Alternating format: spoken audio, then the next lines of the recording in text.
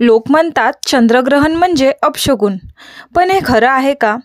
आपल्या आजी आजोबांच्या काळापासून काही गैरसमज पसरले, जसे की चंद्रग्रहणाच्या वेळी अन्न खाऊ नये, गर्भवती स्त्रियांनी बाहेर जाऊ नये. खगोलशास्त्रानुसार ग्रहण म्हणजे पृथ्वी, चंद्र आणि सूर्याच्या मध्ये येते. सूर्यकिरण चंद्रावर थेट पडत नाहीत, त्यामुळे प्रकाश कमी होतो. यावेळी वातावरणातील तापमानात आणि प्रकाशात बदल होतो. वातावरणातील हा अचानक बदल मनावर आणि शरीरावर परिणाम करू शकतो. मानसिक अस्वस्थता, बेचैनी किंवा थकवा जाणवू शकतो. यालाच नकारात्मक ऊर्जा असं पारंपरिक भाषेत म्हटलं गेलं आहे.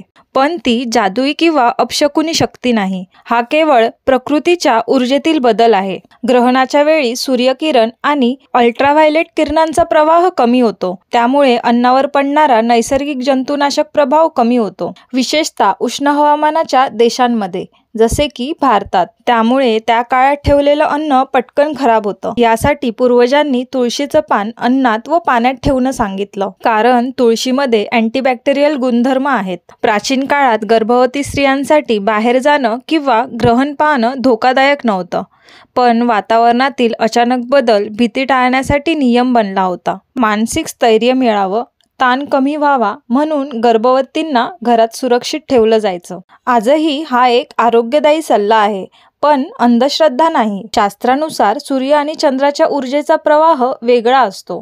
त्या काळात मन अधिक एकाग्र होतं, त्यामुळे मंत्रजप, साधना, प्रार्थना अधिक प्रभावी होते. म्हणून पूर्वजांनी सांगितलेले नियम आरोग्य आणि मनशांतीसाठी वैज्ञानिक दृष्टिकोनातून योग्य आहेत.